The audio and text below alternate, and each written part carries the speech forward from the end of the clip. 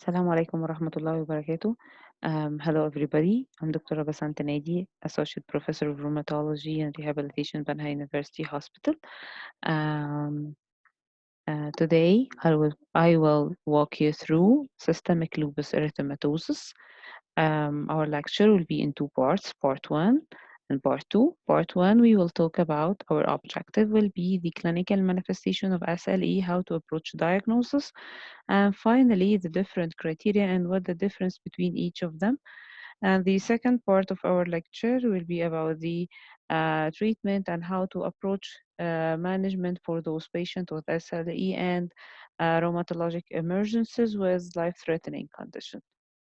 So we'll start our lecture with an interesting case study. One of my patients, she's 23-year-old female patient, known case of hypothyroidism, presented to ER with yellowish discoloration of skin and sclera, abdominal pain, oral ulcer, no history of vomiting or diarrhea. However, there is malar rash, hair loss. There is no history of fever or any constitutional manifestation or arthritis. Other systemic reviewer are remarkable. Upon examination, the patient was conscious, oriented, alert, jaundiced, pale, not in pain. She was afebrile, vitally stable. There is malar rash, oral ulcer, bilateral pitting, lower limb edema without lymphadenopathy. Abdomen was soft and lax with hepatomegaly and shifting dullness. Chest, CNS, CVS, and MSK were unremarkable. Laboratory findings showed normal CBC apart from lymphopenia, high liver enzymes, ALT and ST, high INR 4.3, with total bilirubin 278, which was critical. A direct Holmes test was positive with high LDH, hepatitis profile, all were negative. Renal panel and chemistry was within normal. Urine analysis shows proteinuria with granular cast with 24-hour protein in urine 742.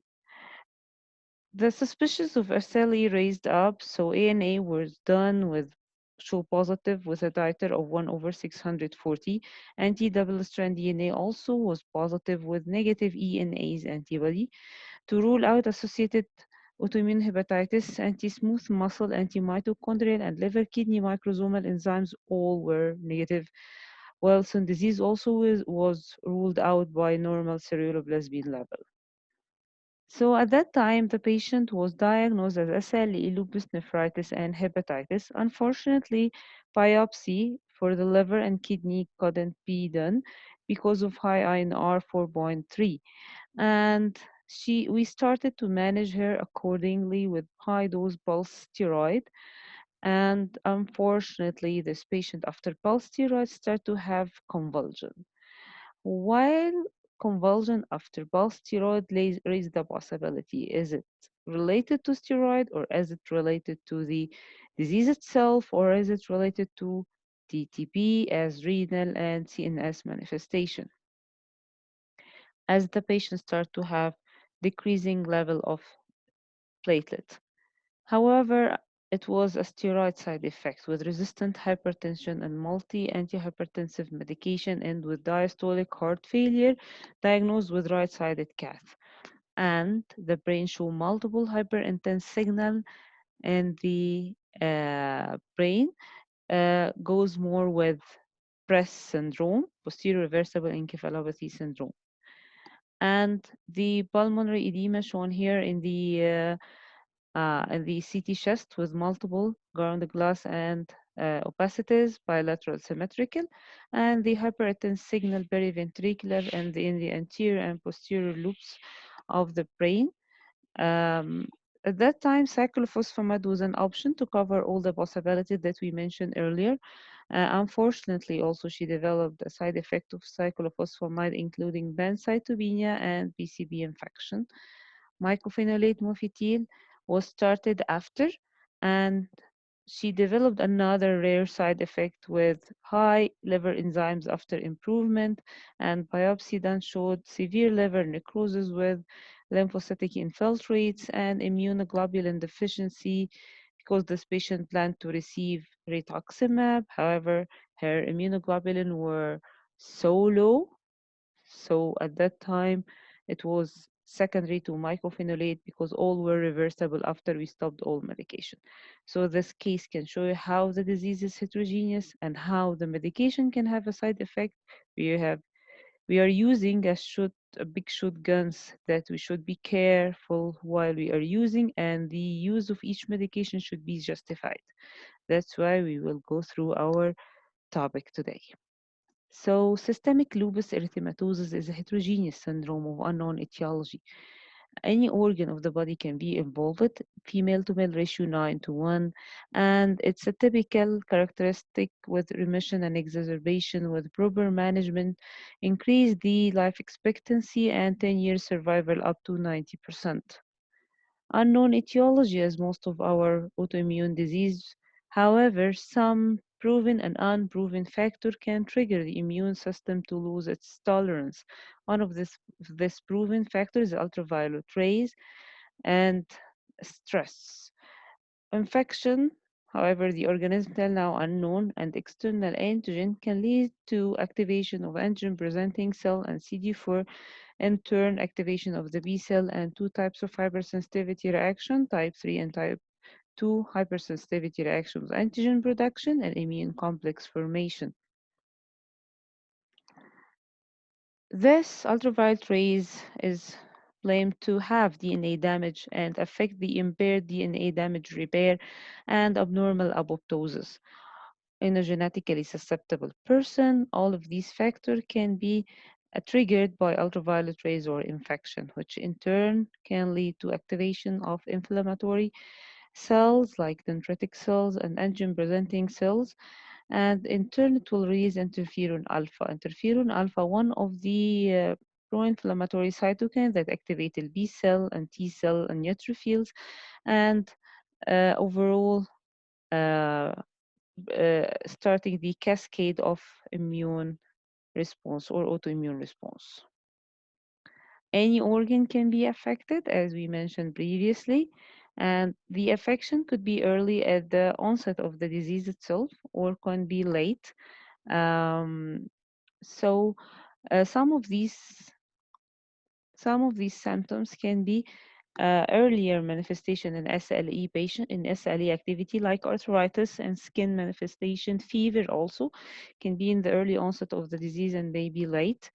However, some manifestation cannot be the evolving presenting manifestation, but it can occur during the course of the disease, like the neuropsychiatric SLE and psychosis.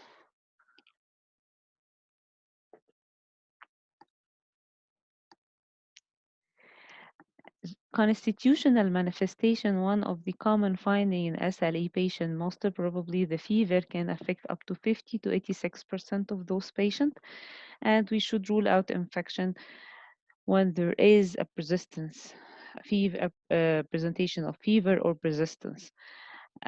Fever was not highlighted previously in the other criteria. However, in the recent criteria, it was highlighted after the Delphi exercise done and the expert opinion and patient survey itself.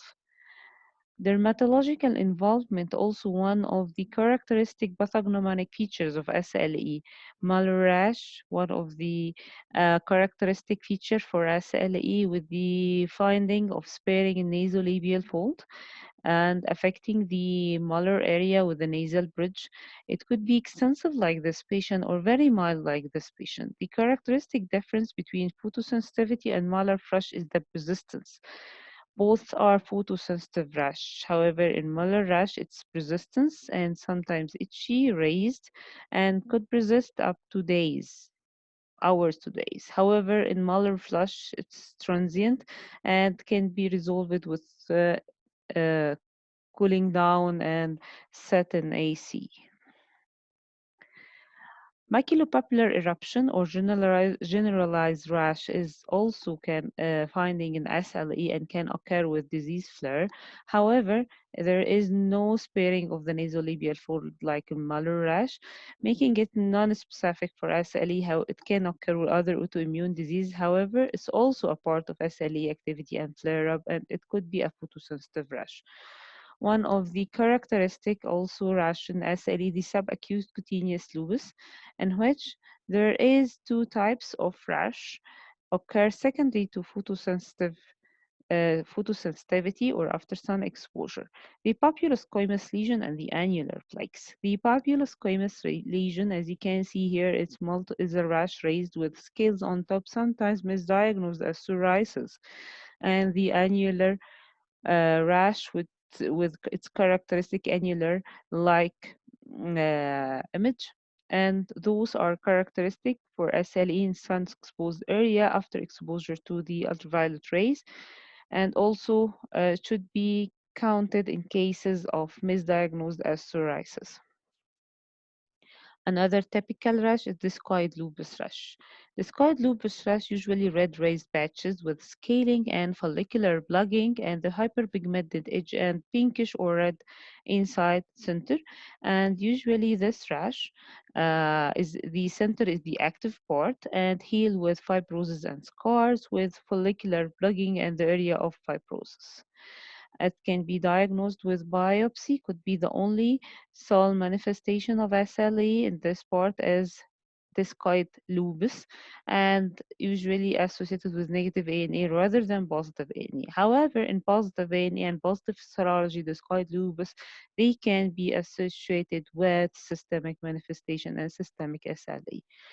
Vasculitic lesion is non-specific for SLE, but it is a part of the pathogenesis like small vessel vasculitis in the form of periangular erythema and periangular nerve infarcts.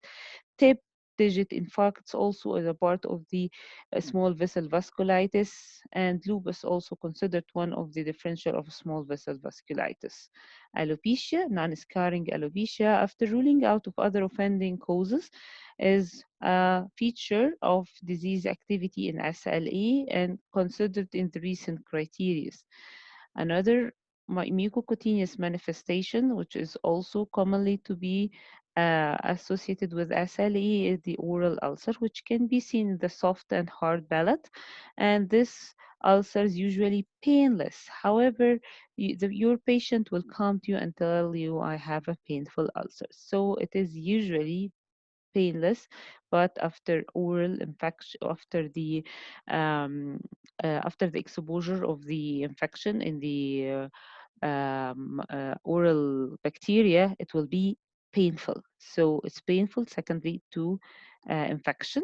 However, you can, while you are examining your patient with SL, you can find painless ulcer and the patient doesn't know anything about it. That's why it's a painless ulcer. On the contrary to the Behçet disease, which is painful ulcer from the start. Other non-specific skin manifestation like Raynaud's phenomena, livido reticularis, specifically if your patient has SLE with antiphospholipid syndrome, panniculitis, which is nomenclated as lupus profundus, bullous lesion, vasculitic purpura or palpable purpura as a part of leukocytoclastic vasculitis, telangiectasia, and arterial vasculitis. Musculoskeletal manifestation. Most of the patient will complain from arthralgia and morning stiffness. However, arthritis can be evolved and sometimes resistance to treatment on those patients, and it is usually bilateral, symmetrical, non-erosive. In some recent literature with ultrasound, musculoskeletal ultrasound examination, there is detection of some erosion, which raises the possibility, does lupus itself cause erosive arthritis, or is it association with erosive disease like rheumatoid as a part of overlap syndrome like lupus?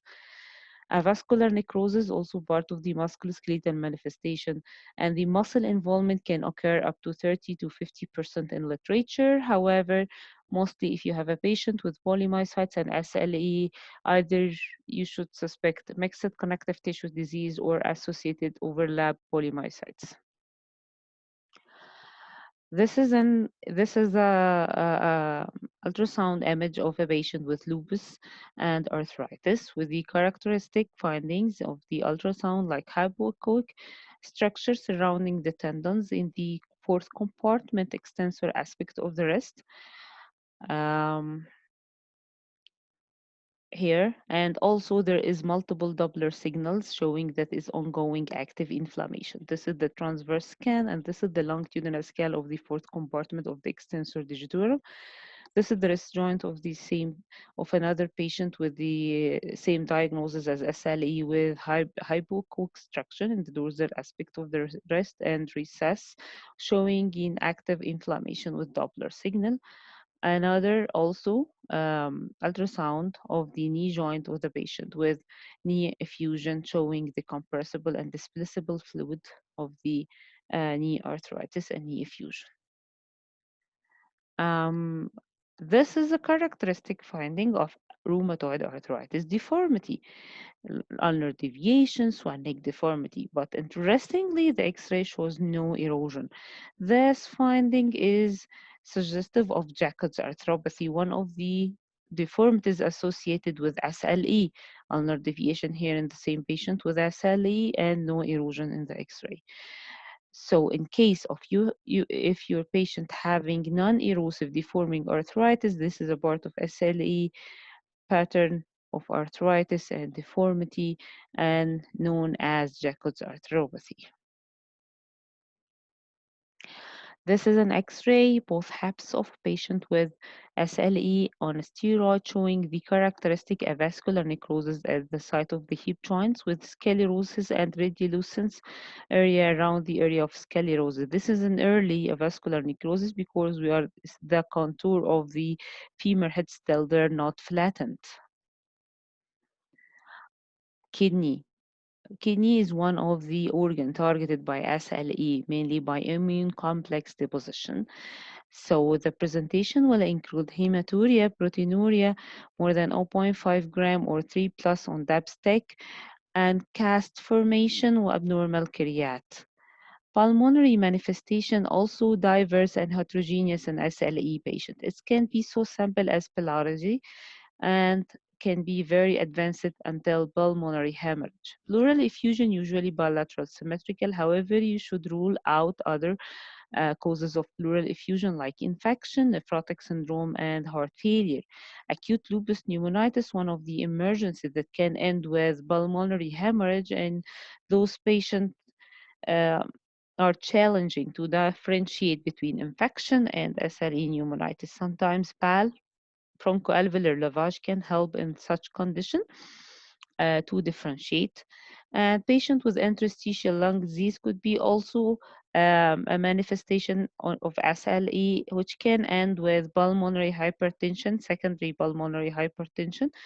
Primary pulmonary hypertension is SLE is not common like CRIST syndrome, shrinking lung syndrome, or vanishing lung syndrome, one of the rare finding or manifestation of SLE with dyspnea and restrictive lung pattern and elevated hemidiaphragm, like here, elevated right cupula of the diaphragm.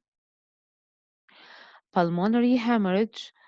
Pulmonary hemorrhage is also a characteristic complication, life-threatening in SLE patient. Those patient mortality rate reach up to 50 to 70%. And in such cases, you need to admit your patient, scan with CT scan, and check for any ground glass appearance. Infiltrate usually prefer at the site of the alveoli, and in case of blood tinged sputum, sometimes frank hemoptysis. Such cases, you need to do bronchoscopy, bronchoalveolar lavage, and sometimes lung biopsy with rapid intervention starting from plasma exchange high-dose steroid cyclophosphamide. Antiphospholipid syndrome also can end with a complication, lung complication like pulmonary embolism or thromboembolic manifestation of the lung, infectious causes association with viral pneumonia, tuberculosis, bacteria, fungal infection should be ruled out as your patient is immune compromised with using steroid and immune suppressive medications. So please try to differentiate, is it infectious or related to the disease progression itself.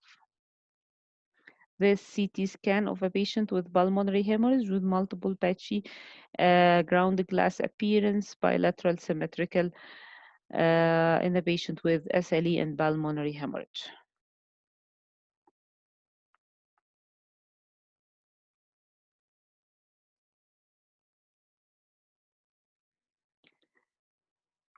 The cardiovascular manifestation also can occur in patients with SLE, starting from pericarditis, myocarditis, and endocarditis, with or without hypertension secondary to nephritis or other causes. Pericarditis can occur from just pericarditis and pericardial and associated pain up to tamponade and pericardial effusion. And myocarditis also can occur with extensive myocarditis, which can end with cardiomyopathy, and limb and sac endocarditis as a part of SLE activity or as a part of antiphospholipid syndrome association. This is postmortem limb and sac verrucous endocarditis in a patient with antiphospholipid syndrome and SLE, and this is the flask-shaped pattern of pericardial effusion in a case of pericarditis and pericardial effusion with SLE.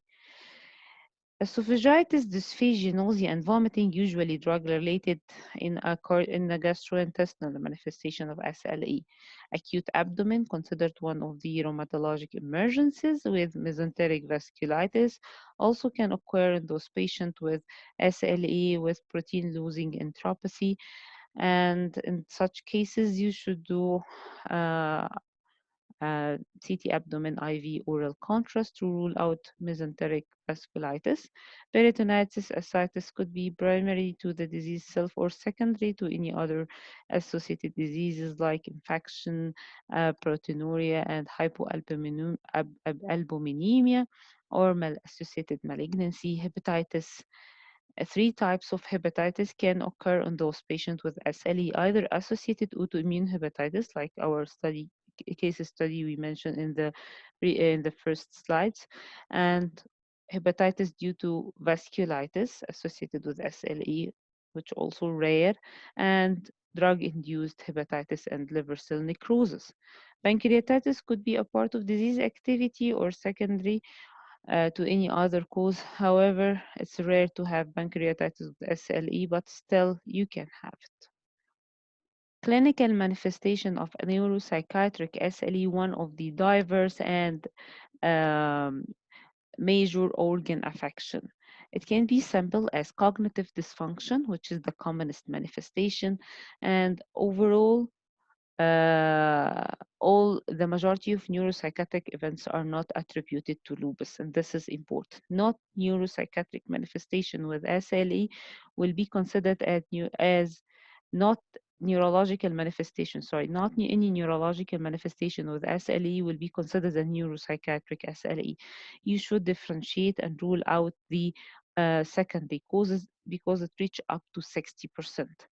They also usually associated with negative impact on the patient quality of life with increasing mortality. What about the neuropsychiatric manifestation associated with SLE? A lot of classification, either primary or neurological or primary psychiatric, or according to the ACR definition, central and peripheral. And finally, according to the localization, it's either to be diffuse, focal, seizure is considered one of the focal, or secondary causes not related to SLE. So the most serious neuropsychiatric SLE in those patients, usually the psychosis, the delirium or acute confusional state, the transverse myelitis, and mononeuritis multiplex polyneuropathy. CVA, usually in a medium to large size vessel attributed to antiphospholipid association. CVA in a small vessel, usually related to disease activity and small vessel vasculitis. What is the secondary causes of CNS that can be associated with SLE dysfunction? Infection. You should rule out infection. Medication can cause a side effect mimicking neuropsychiatric SLE, TTP, hypertension, which can end with PRES like my patient, uremia, electrolyte imbalance, macrophage activating syndrome, thyroid disease, atherosclerosis, as most of SLE patients are vulnerable to have early atherosclerosis rather than in comparison to their healthy control, subdural hematomas, aneurysm, lymphoma, reactive depression, and other psychiatric problems. Take care that you can have a secondary causes for neurological manifestation with evidence of lupus activity. So even with lupus activity, please try to differentiate. It's challenging, but sometimes you can differentiate. Another important topic is the lacunar infarcts. Not all lacunar infarcts in a silent lacunar infarcts need to be treated. Take care that if you are talking about CNS vasculitis that need to aggressive treatment, usually those patients presented with a distinct syndrome of fever, severe headache, psychosis, fusional state, progression of seizure and coma sometimes. Evidence of active lupus or concordant disease usually associated with those patients like hypocomplementemia, elevated anti-double-strand DNA, MRI finding, and neurophysiological studies suggested of active disease. Those patients need a specific investigation that can help in differentiation. Some autoantibody could be requested if available, like antiphospholipid, anti-ribosomal, anti-neuronal antibody, and the Davig disease or neuromyelitis optica syndrome spectrum disorder like aquaporine and anti-MOC. CSF also is important in those patients to rule out infection, to rule out other associated neurological disorder, and to confirm your diagnosis.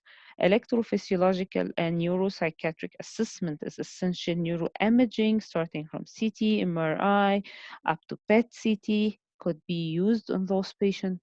Investigation of the secondary cause is mandatory. One of the common manifestation and associated with disease activity parameter is the hematologic abnormalities.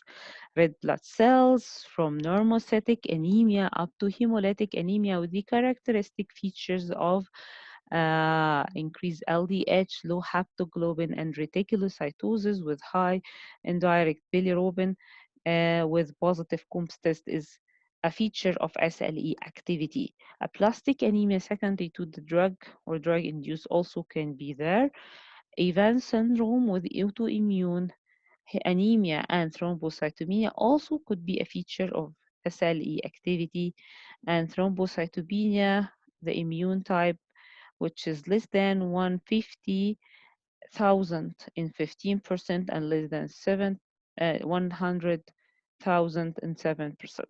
Leukopenia with the characteristic lymphopenia also could be a part of active disease in SLE or drug toxicity or even infection like viral infection. Viral infection can present with thrombocytopenia and leukopenia, and sometimes it's misinterpreted as active SLE. So please differentiate between is it infection or it is true disease activity. Specifically in the era of the COVID-19 that we have now, also those patients can present with rash and thrombocytopenia and leukopenia. So I'll give you a hint about the MAC or macrophage activating syndrome because it can present in those patients with SLE. It can be triggered with infection, so you should treat infection, or activity of SLE should be monitored or managed. Macrophage activating syndrome described previously in Stell's disease in children, and also it can be associated with active SLE. The most important three component of this criteria is from up to the 2019 is the pancytopenia, the fever, and high ferritin plus or minus splenomegaly. So if you have this feature, please be minded or think about MAC or macrophage activating syndrome. Thrombotic microangiopathy, it could be apart from TTP with the or HUS, antiphospholipid syndrome, or DIC. So it's difficult to differentiate these four diseases. However, there's a characteristic feature for each. It's not our scope today to differentiate. However, it's important to identify the thrombotic microangiopathy in a SLE patient because the management will differ. So you will ask for peripheral blood smear with the characteristic schistocytes in the peripheral blood smear. This fragmented RBCs can help you to diagnose thrombotic microangiopathy and accordingly the causing disease, and you can treat. Of course, TTB, the first line, HUS first line treatment and life-saving management is plasma exchange. Secondary, antiphospholipid. It is a feature, can be associated with SLE, with the characteristic thrombotic event, either venous or arterial, or even ends with CAPS or catastrophic antiphospholipid syndrome. This patient with extensive venous thrombosis and end with phlegmasia cereula dolens, and that can end with compartment syndrome and serious complications. What is the laboratory investigation needed to be done for a patient suspected to have SLE, or you want to monitor the disease activity for those patients? The autoantibody panel characteristic of SLE, the anti-nuclear antibody, which can be detected either by ELISA or immunofluorescence. The ANA is the mother, so you don't have the children. You will not have a children without the mother. So that means that you cannot have negative ANA and positive DNA Smith or whatever the ENA's antibody. So usually we need to have positive ANA to furtherly proceed for the other antibodies. If you have ANA negative and positive DNA, this is a lab error. You should redo your labs and check with your lab, and it's considered as usually lab error. ANA positive, so you will check for double-strand DNA, highly specific for SLE and lupus nephritis. Anti-Smith, also highly specific for SLE. Anti-Ro, anti-La, also can be found in SLE, subacute cutaneous lupus, and Sjogren syndrome association. Anti-ribosomal, anti-RNB. All of these antibodies are related to extractable nuclear antigen. Anti-cardiolipin antibody and beta-2 glycoprotein to check for the secondary antiphospholipid association. Lupus anticoagulant also for the phospholipid association direct comps tests, which can be positive even without hemolytic anemia for those patients or in association with hemolysis. Antihistone antibody in case of suspicion of drug-induced lupus. The specificity of ANA will be increased when with increasing titer. So positive ANA 1/40 could be found in up to 30% of healthy population. However, a titer of 1/320 only found in up to 3% of healthy population. So with increasing titer, the specificity will increase, however, the sensitivity will decrease. Also, the anti-nuclear antibody can be present with other diseases like Sjogren syndrome, scleroderma, juvenile idiopathic arthritis, polymyositis, and rheumatoid arthritis. The pattern of ANA sometimes can be helpful in the diagnosis. The rim or peripheral could be associated with positive anti-double-strand DNA. However, homogeneous can be found with DNA, histone, and nucleosome. Speckled can be found most of the autoimmune disease and healthy population, and centromere usually in CREST syndrome, and nucleolar or anti-nuclear antibody in SLE and systemic sclerosis. So speckled pattern, one of the commonest pattern that can be associated with healthy population. This is one of the interesting slides in the ACR 2019 that they mentioned that in USA, up to 13.8% of US population are ANA positive. They found most of those patients are positive ANA with a speckled pattern. The speckled DFS70 antibody pattern was highly associated with healthy adult and 1% only in SLE patients. This is um, can help us in the future to specify which ANA positive in healthy population and who will have ANA positive with a pathological ANA that may evolve SLE. Kidney biopsy, one of the important tools that can help us to diagnose, to establish the classification, the staging for the or the class assessment of the lupus nephritis for proper management, prognosis, and follow-up. So in 2003, the International Society of Nephrology, International Pathology Society classification of lupus nephritis stated 6 classes of lupus nephritis.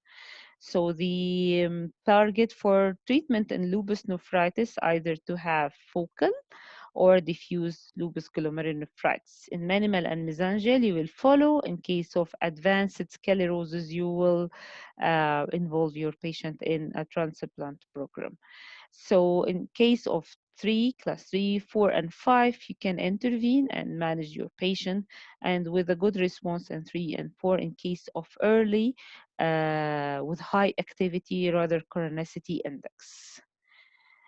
Focal means less than 50% glomeruli affected. Diffuse, more than 50% glomeruli affected within these slides that you are examining under the microscope.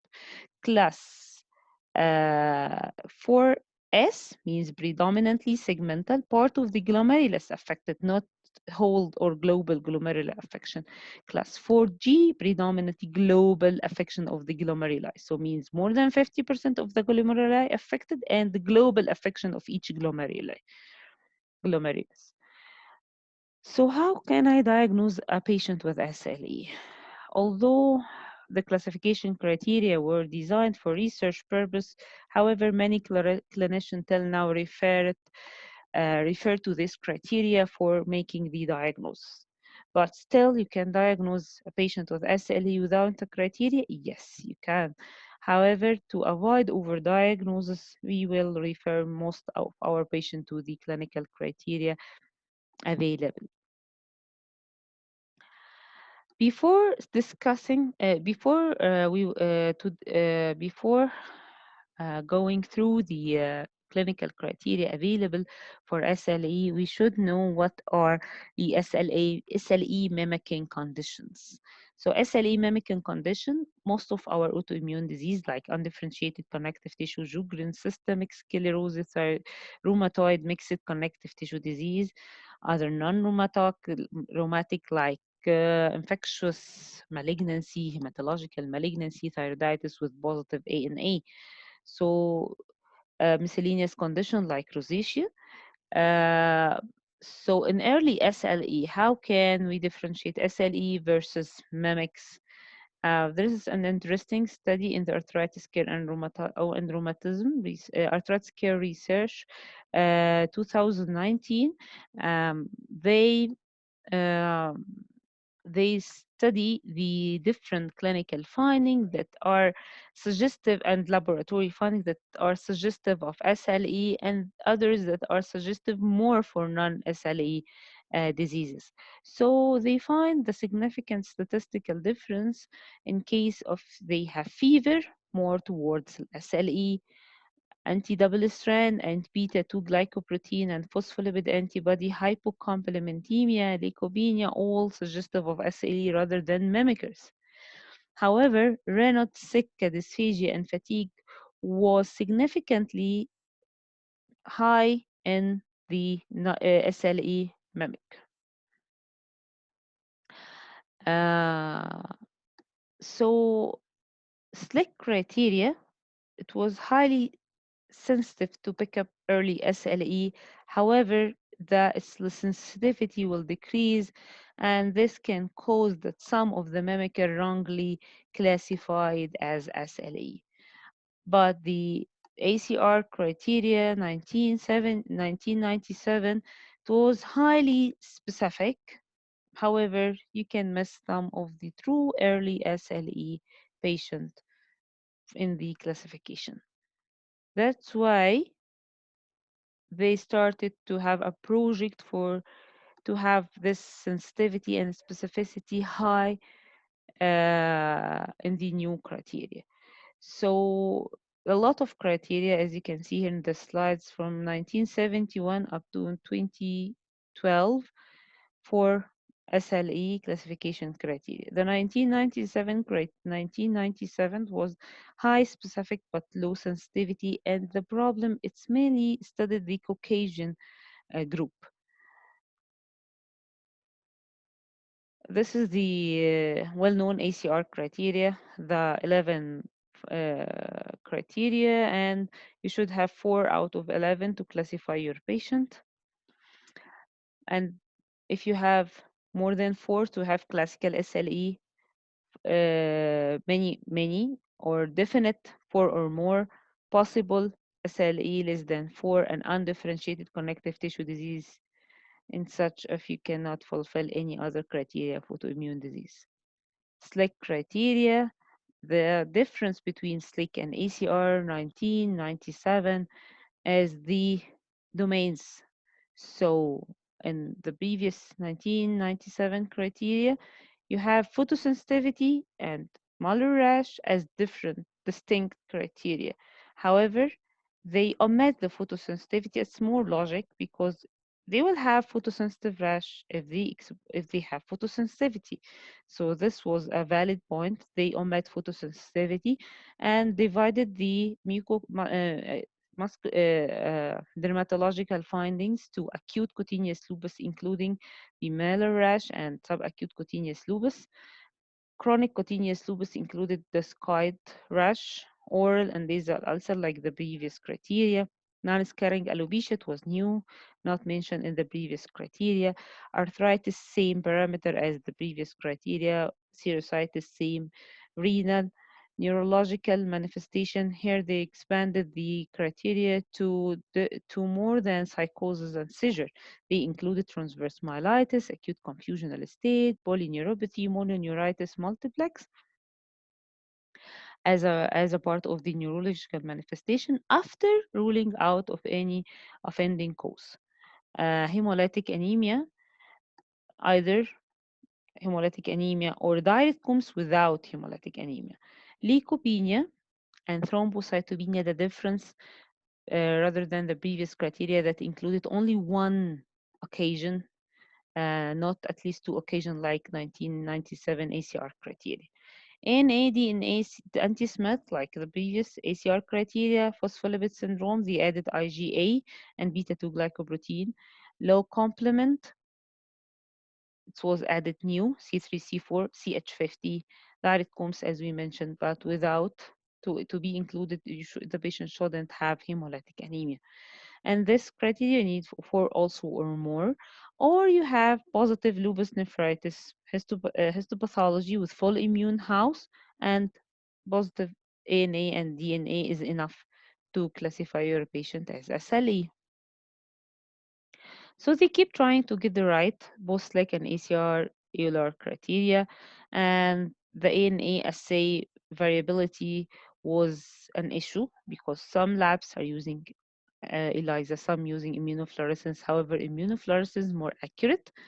So the new 2019 ACR EULAR classification criteria for SLE, in which the entry criteria which will not be counted is 1/80 positive ANA or at least once, and or any other equivalent positive immunofluorescence in the lab test for positive ANA. Usually it's done Hep2 cell test, and they weight each criteria, and you need more than 10 or more weight to classify your patient as SLE. They divide the criteria in different domain, and a criterion should be counted if there is a more likely explanation. You will not be counted this criteria if there is another explanation rather than SLE, and you will count only the greatest weight. You will not add on the greatest weight in each domain, and no need to have it occur simultaneously. Um, and also within each domain, only the highest weighted will be counted as we mentioned.